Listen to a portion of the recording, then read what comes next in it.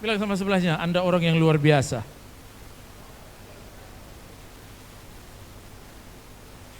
Amin. Kita adalah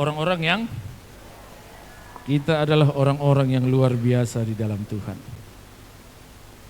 Sekalipun mungkin dulunya kita adalah orang-orang yang entah bagaimana, tapi hari ini ya di dalam Tuhan kita menjadi orang-orang yang luar biasa. Amin. Dulunya mungkin punya kelakuan-kelakuan buruk yang tidak berkenan di hadapan Tuhan, tapi karena kita sudah di dalam Tuhan, kita diubah menjadi orang yang luar biasa. Begini, saya contohkan aja diri saya. Ya kan? Saya dulunya punya kelakuan yang gak baik. Bukan hanya kelakuan, tapi justru banyak perbuatan yang tidak baik. Saya dulu perokok. Ada perokok di sini? Gak ada ya? Gak ada yang ngaku ya kan? Saya dulunya perokok, bukannya perokok, tapi peminum, penjudi, suka cakap kotor, malas ibadah, dan masih banyak hal-hal lain yang saya kerjakan. Tetapi nyatanya sekarang ini semua itu bisa saya tinggalkan dan menjadi ciptaan yang baru di hadapan Tuhan. Amin. Makanya saya bilang kita adalah orang-orang yang luar biasa di dalam Tuhan.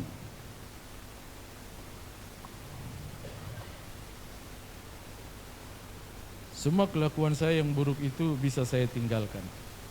Dan itu gak mudah.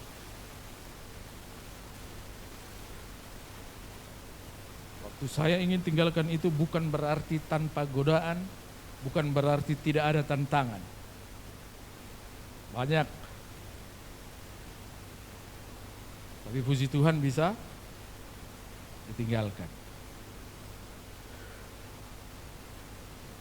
Saya masih ingat kami pindah ke sini tahun 2008.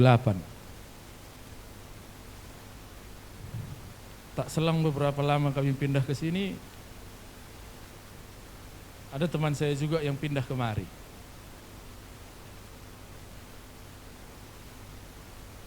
Biasalah orang pindah rumah, dia selalu bikin acara buka kunci.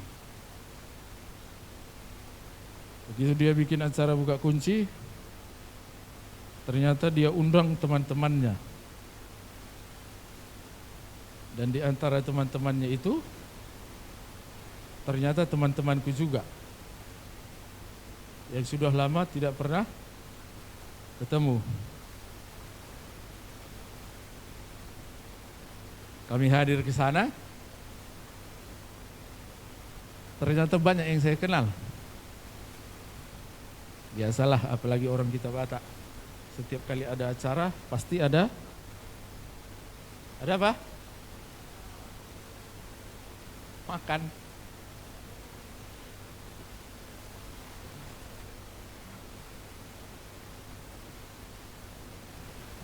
Setiap kali ada acara biasa ada tua. Datang kawan itu tadi ditawarin sama saya. Di sini kau tinggal? Iya, saya bilang. Nah, kau minum dulu ini. Saya bilang enggak. Saya itu dikasihnya lagi saya rokok. Bawa merokok kau nah. Itu dikasihnya saya bilang enggak. Tahu kalian apa katanya sama aku? Udah macam pendeta kau katanya.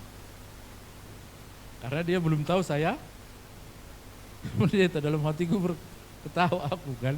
Datang kawan yang punya rumah itu dibisikkannya lah sama dia. Udah jadi pendeta dia sekarang. Diam dia. Gitu dikasih tahu sama dia seperti itu, salah tingkah dia. Karena salah tingkahnya dibilangnya sama aku seperti ini. Betul itu. Kau dulu orangnya, ya biasalah anak muda. Kau dulu orangnya bejat, ini itu segala macam. Kebetulan dia salah satu security di Di tempat saya kuliah dulu, tahu persis dia bagaimana saya. Salut juga dia nengok aku. Ternyata itu semua bisa ditinggalkan. Tapi yang jelas tidak mudah untuk meninggalkan itu semua. Butuh waktu dan perjuangan. Tapi puji Tuhan bisa ditinggalkan. Kenapa bisa ditinggalkan? Tanyalah, kenapa bilang? Hanya dari sini ada suara, ya kan? Di sini enggak ada, ya kan? Tanya sekali lagi, kenapa bilang? Aku dulu perokok berat, gara-gara merokok, kusuruh istriku ini beli rokok, bisa berantem kami. Kau beli dulu rokok sana, aku bilang enggak mau dia. Kau beli sana, enggak mau dia, kusepak dia. Akhirnya berantem, hanya gara-gara gitu kan perokok.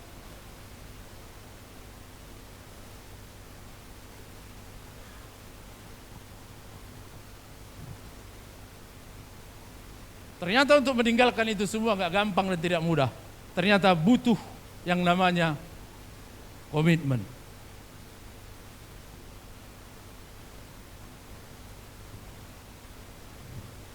Dan saya mau bilang, kita dipanggil bukan hanya untuk menjadi orang yang percaya kepada Tuhan, tapi kita juga dipanggil untuk menjadi murid Yesus.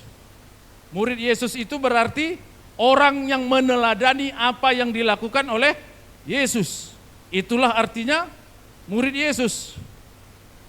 Dan saya mau bilang, untuk mengikut Tuhan juga, untuk menjadi murid Yesus, butuh yang namanya komitmen.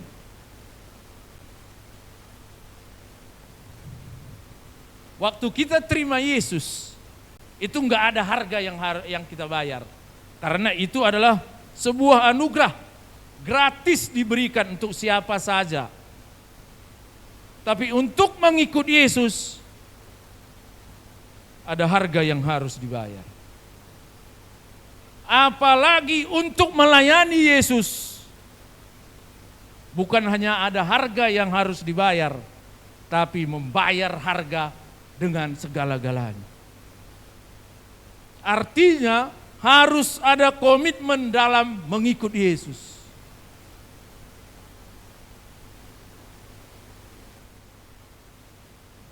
Hari ini saya mau ajak kita semua belajar tentang disiplin dalam kekristenan yang saya artikan sebagai komitmen.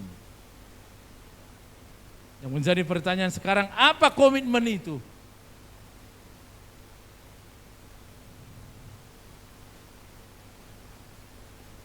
Saya simpulkan arti mudahnya gini aja, komitmen itu adalah sebuah perjanjian, sebuah tanggung jawab yang kita kerjakan, sebuah tanggung jawab untuk melakukan sesuatu. Kita bukan hanya beri waktu tapi juga tenaga dan perhatian. Baik itu kepada seseorang maupun kepada sesuatu. Itulah yang namanya komitmen. Dan komitmen itu adalah sebuah pilihan yang secara sadar untuk melakukan sesuatu. Bukan hanya ketika saya merasa ingin melakukannya, saya melakukannya secara teratur, tapi meskipun saya tidak ingin melakukannya, saya tetap melakukannya, karena itu sudah menjadi sebuah komitmen dalam kehidupan saya.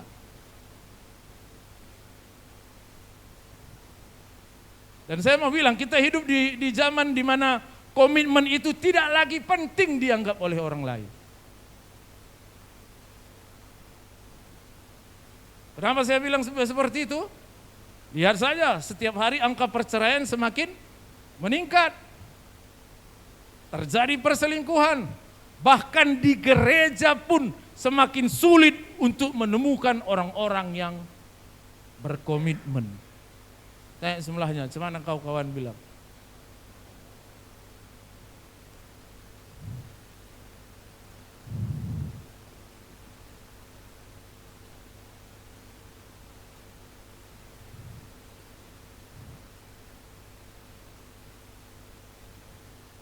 Kalau ditanya mau diberkati Tuhan, tapi nggak punya komitmen. Mau merasakan kedamaian, amin, tapi tak punya Komitmen. Sementara komitmen itu adalah kunci kita untuk meraih kesuksesan dalam hidup. Saya membilang kalau Anda ingin merasakan kedamaian Tuhan, sekalipun Anda di tengah-tengah kesukaran, masalah berat, tapi terus tetap ingin merasakan kedamaian Tuhan, apapun keadaannya, perlu komitmen dalam diri kita. Amin. Pertanyaannya sekarang, seberapa berkomitmennya Anda dalam kehidupan? Seberapa berkomitmennya Anda kepada Tuhan?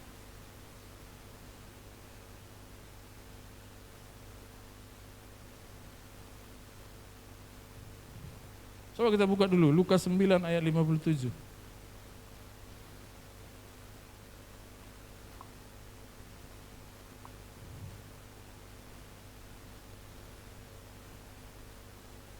Judul perikopnya adalah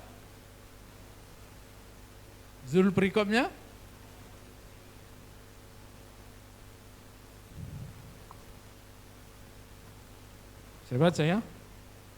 Lukas 9 ayat 57 sampai 58. Firman Tuhan katakan seperti ini. Ketika Yesus dan murid-muridnya melanjutkan perjalanan mereka, berkatalah seorang tengah jalan kepada Yesus, "Aku akan mengikut engkau kemana saja engkau pergi."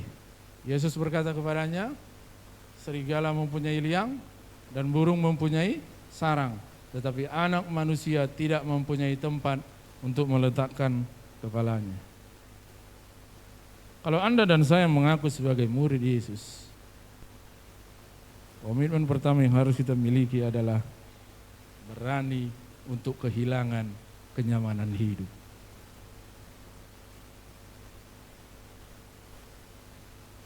Banyak orang yang mengira seperti ini, kalau dia mengikut Yesus, maka mereka akan mendapat posisi yang aman dan nyaman. Saya membilang ketika Anda berkomitmen untuk mengikuti Yesus, berarti Anda harus kehilangan kenyamanan. Bukan berarti terbebas dari kesulitan. Tetapi justru ketika Anda mengalami kesulitan, disitulah kelihatan seperti apa komitmenmu dalam mengikuti Tuhan. Tetapi justru komitmenmu akan terlihat ketika engkau diperhadapkan kepada kesukaran.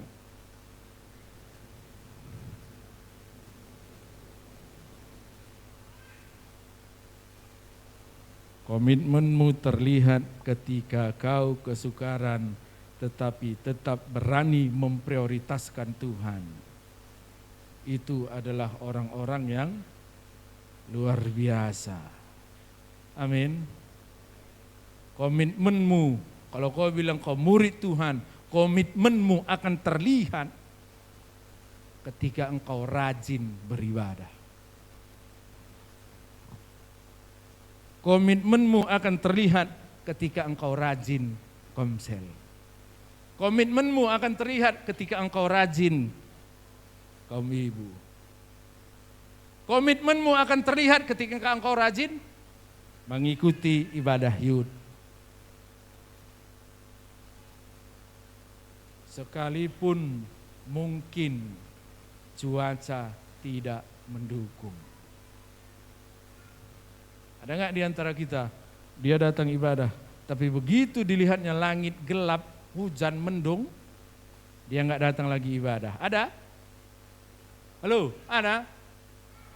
Ada orang sini? Ada orang yang seperti saya bilang tadi? Hah? Nggak ada? Berarti bilang sama sebelahnya, bukan kita itu kawan, bilang.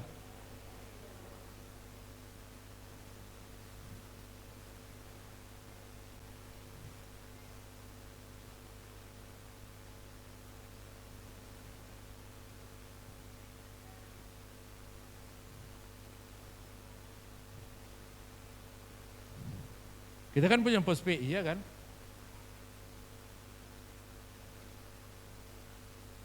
Ada pos PI kita di Pasar 7 Parangbulan. Ini tahun 2025. Itu dibuka tahun 2023. Saya diberi mandat oleh Bapak Gembala untuk melayani di sana. Dengan senang hati saya berangkat ke sana. Setiap hari Minggu. Setiap hari berarti setiap minggu. Senang kali aku berangkat ke sana. Tapi suatu minggu langit gelap. Bukan hanya gelap, hujan turun. Bukan hanya sekedar turun, tetapi deras.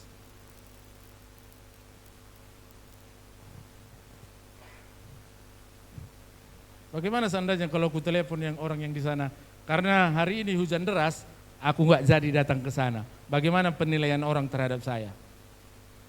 Hah? Apa kata orang tentang saya? Apa kata orang? Kurasa ada yang ngomong seperti ini ya kan? Pendeta kambing itu. Kenapa? Takut sama air. Kalian perhatikan kawan-kawan kalian. Kalau ada nanti jam ibadah nggak datang dia, bilang jemaat kambing kau.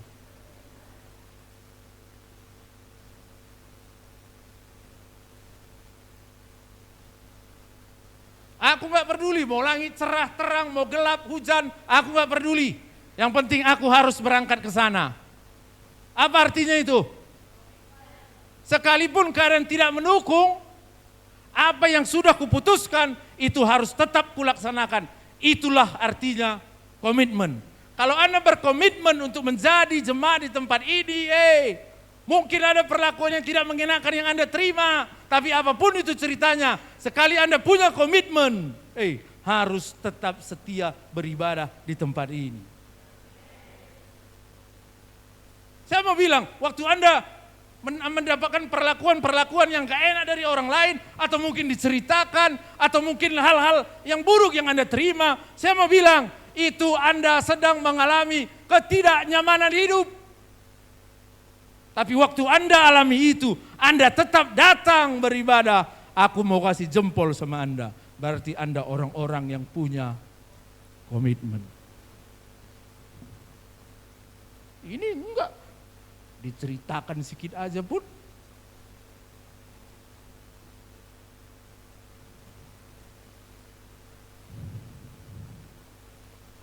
Yuk bilang sama sebelahnya, berkomitmen kita kawan, bilang.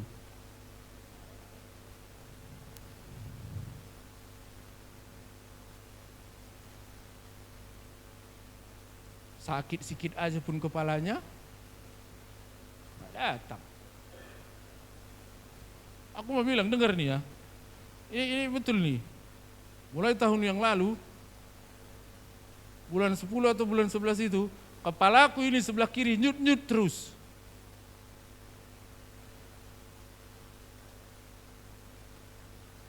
Sampai ditanya istriku itu, kenapa kau? Gak apa-apa, aku bilang. Tapi aku sering, pernah kalian lihat aku gini? Pernah? Pernah kalian lihat aku gini? Itu artinya kepalaku sedang sakit sekali dan gak tahan lagi aku kupukul lah ini. Mana tahu ada bautnya yang kendor bisa jadi ketat dia ya kan. Setiap kali gak tertahan lagi, kupukul kepalaku ini. Dan itu terjadi bukan hanya di bulan 10, bulan 11, bulan 12, bulan 1 juga. Sampai dibilangnya sama aku, udahlah periksakan kepalamu itu ke dokter. Aku bilang udahlah kalau mau mati-matinya. Kalau enggak. Dan setiap kali aku mau melayani kepalaku itu nyut katanya. Tapi aku enggak peduli kawan. Karena sekali aku ambil keputusan untuk melayani Tuhan, bagaimanapun kondisiku, aku akan terus tetap melayani Tuhan. Saya rindu kita semua juga punya prinsip yang seperti itu. Sekali ikut Tuhan, tetap ikut Tuhan, gak peduli bagaimanapun keadaanku. Itu yang namanya orang-orang berkomitmen.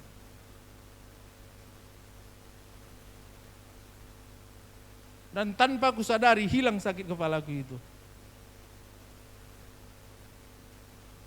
Tapi tadi pagi datang lagi dia.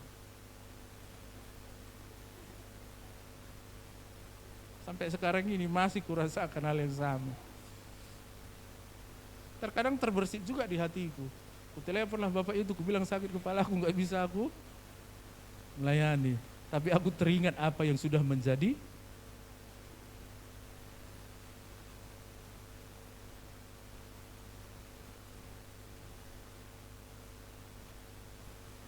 Jangan kalian kira, mungkin kalian tengok mukaku agak lesu, murung.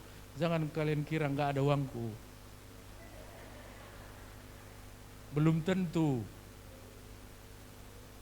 Bukan berarti aku bilang aku punya banyak uang. Belum tentu. Jangan kalian kira nanti papasan kita di jalan, senyumku pun karena senyum terpaksa. Lantas kalian bilang, sok kali dia. Kan maunya gitu penilaian orang kan. Belum tentu.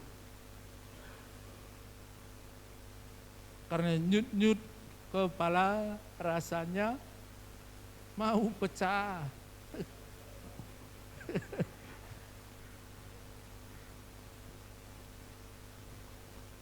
Saya mau ajak kita semua menjadi orang-orang yang punya komitmen di dalam mengikut Tuhan. Amin. Baru-baru ini kita punya pos PI lagi. Salah satunya di Patumba. Dekat itu. Mau kalian ke situ?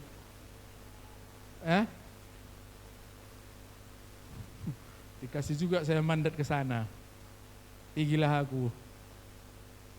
Satu kuingat jauh kali ini. Ya kan? Udah jauh, pagi harinya hujan.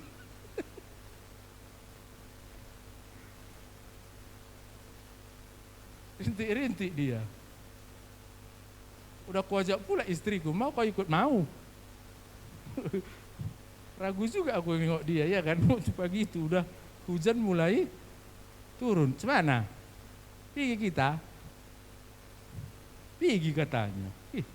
Berarti aku nggak salah pilih.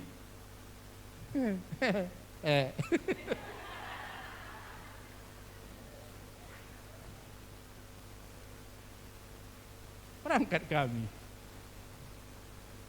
Di tengah jalan tik tik tik katanya tik tik tik. Aku nggak peduli.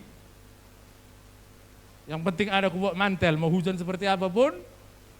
Sekali kuputuskan untuk melayani Tuhan, aku akan terus tetap merangkat ke sana untuk melayani Tuhan. Itu yang namanya komitmen. Saya mau bilang ketika kita mengambil keputusan untuk mengikut Tuhan, bukan berarti tanpa tantangan dan persoalan. Pasti akan ada. Tapi justru disitulah kita diuji. Seperti apa sebenarnya komitmen kita dalam mengikut Tuhan. Maukah Anda kehilangan kenyamanan hidup? Aku salut nengok kalian. Setiap hari Selasa sibuk semua kalian. Sibuknya kalian? Kenapa? Salut aku. Apalagi ku tengok dari jendela aku anak-anak panti, ya kan? Ada yang bawa gitar, ada yang bawa Alkitab, ada yang bawa becak. Sibuk semua. Adalah yang nanya, kemana aku? Aku pun heran, gak tahu dia mau kemana. Yang jelas salut aku. Semua menyibukkan diri. Untuk apa? Untuk datang beribadah di Komsel. Saya juga mau acungkan jempol bagi Anda Bapak Ibu Saudara semua. Yang menyibukkan diri setiap jam-jam ibadah. Untuk memikirkan kehadiranmu di jam-jam ibadah. Sekalipun mungkin cuaca nggak mendukung, sekalipun mungkin itu jauh dari rumahmu, kau nggak punya kendaraan harus jalan kaki, mungkin sendiri tanpa teman, tapi kau tetap mau menghadiri itu. Aku mau bilang, kau sedang meninggalkan kenyamanan hidupmu dan kau memilih untuk datang kepada Tuhan. Jadilah terus seperti orang-orang begitu. Jangan, nggak ada kawanku, nggak ada kawan ke sorga.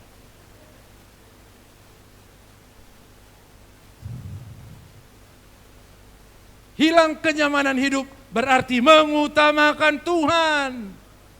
Amin. Aku salut lah. Hari Selasa aku tengok sibuk semua. Apalagi berangkat kami, jumpa dengan pengerja yang lain, jumpa dengan pelayan yang lain. Kan, senyum aja nya. Berarti mereka juga menyibukkan diri untuk melayani Tuhan. Ini enggak, orang sibuk, kita santai, ya kan? Hujan gelap.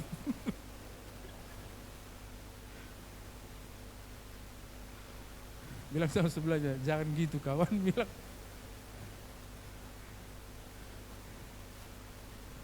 apalagi kalau kurang sehat, aku nggak ibadah lah. Terus terang aku mau bilang, dipertanyakan komitmenmu dalam mengikuti Tuhan. Anda dan saya perlu mengutamakan Tuhan, karena komitmen sejati adalah mengutamakan Tuhan di dalam kehidupan kita. Amin.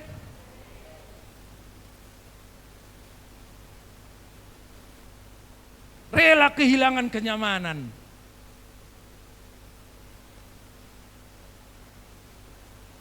Kalau rencana aku tadi sebentar aja nya.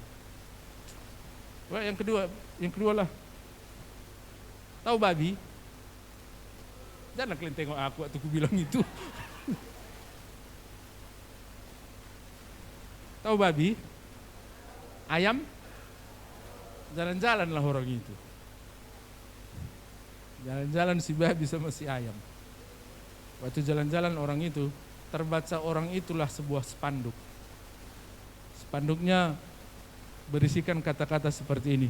Berikan sumbangan sarapan bagi orang miskin. Datang si ayam, langsung dibilangnya sama si babi. Harus kita kerjakan ini. Harus kita kerjakan. Kita berdua harus memberikan sumbangan untuk itu. Datang si ayam bilangnya gini, kau kasih dagingmu, aku kasih telurku.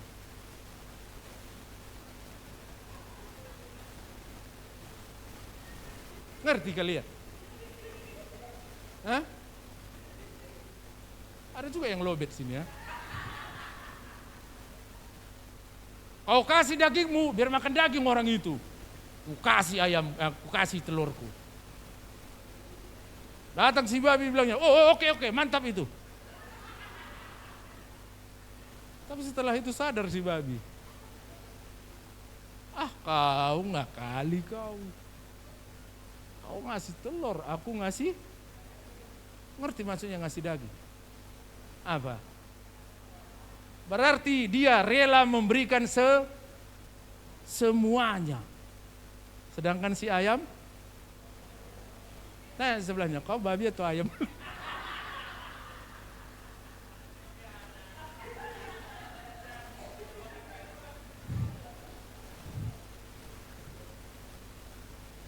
Maksudnya gini kawan. Ayam itu hanya sekedar terlibat, tetapi babi berkomitmen. Saya mau bilang gini, jangan jadi jemaat yang hanya sekedar terlibat. Orang-orang yang berkomitmen, dia rela memberikan segalanya.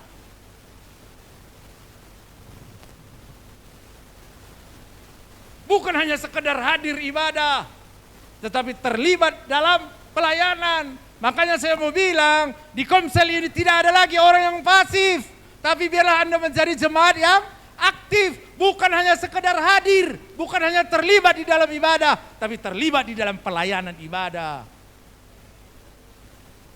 Jangan nanti disuruh kamnya, janganlah aku. Tapi kalau dikasih BPK kamnya, iya 2 pun bisa. Jadilah jemaat yang bukan hanya sekedar terlibat, tapi rela memberikan semuanya. Itu artinya Anda orang-orang yang punya komitmen. Dan saya mau bilang, itu juga harus dibayar dengan harga yang mahal. Mungkin pertama kali Anda ditertawakan, mungkin pertama kali Anda dipermalukan. Tapi ingat, Tuhan gak pernah cari orang yang pintar, tapi Tuhan selalu cari orang yang mau.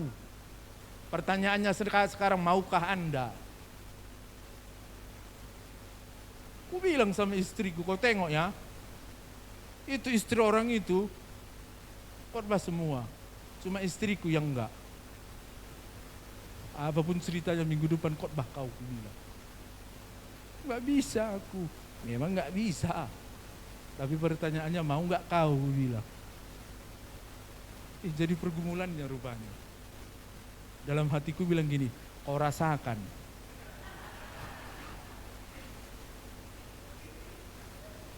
Selama ini aku persiapan dia tidur ngorok ya kan. Sekarang kau rasakan, ku tengok kau galau dulu berapa hari ini.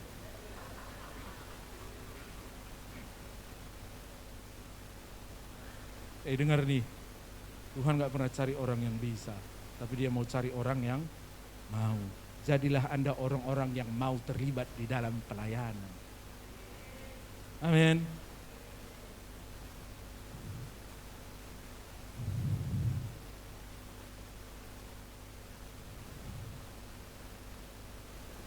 Dan orang-orang yang punya komitmen berarti hidupnya bersedia diatur oleh Tuhan.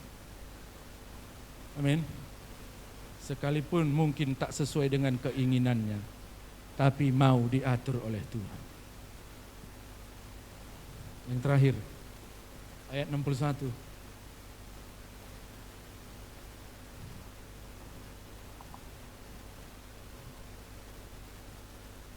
Dan seorang lain lagi berkata, aku akan mengikut engkau, Tuhan. Tetapi izinkanlah aku pamitan dahulu dengan keluargaku. Ayat 62, Tuhan bilang, setiap orang yang siap untuk membajak tetapi menoleh ke belakang, tidak layak untuk kerajaan Allah. Alasannya dibikinnya keluarganya. Kelihatannya, sepertinya kelihatannya baik ya, keluarganya dijadikan alasan. Tapi Tuhan bilang, gak layak kau ikut aku. Orang-orang yang punya komitmen berarti fokus hidupnya tetap kepada Tuhan. Amin. Pertanyaannya, apa yang menjadi fokus hidupmu? Tuhankah? Keluargamu kah? Pekerjaanmu kah? Karirmu kah? Atau yang lain kah? Dan kalau Anda bilang Tuhan, suatu saat fokus hidupmu itu pasti diuji. Saya mau bilang gak salah untuk merawat keluarga, gak salah untuk memberi perhatian kepada keluarga, karena itu juga anugerah yang diberikan Tuhan kepada kita. Tapi jangan jadikan itu sebagai alasan untuk menomorduakan Tuhan di dalam hidupmu. Tapi biarlah Tuhan yang menjadi fokus utama di dalam kehidupan kita. Amin. Saya tutup seperti ini. Butuh yang namanya komitmen untuk mengalami pertumbuhan rohani. Dan ketika Anda punya sebuah komitmen, saya mau bilang, Anda akan menjadi orang-orang yang punya konsistensi. Komitmenmu akan diikuti konsistensimu.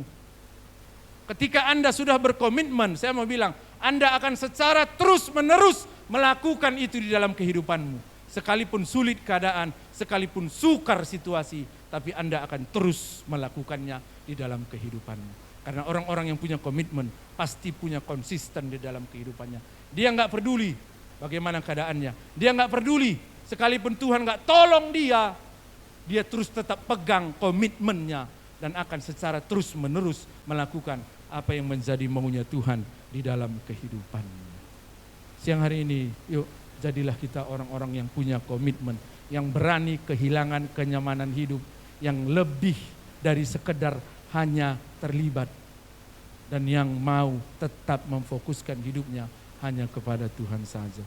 Kerinduan saya kalau ini bisa tergenapi, wow, kita akan menjadi orang-orang yang luar biasa di dalam Tuhan, dan Tuhan akan kerjakan hal-hal yang luar biasa di dalam kehidupan kita semua. Amin. Demikian firman Tuhan, Tuhan memberkati firman-Nya. Waktu selanjutnya saya serahkan kepada Bapak Gembala.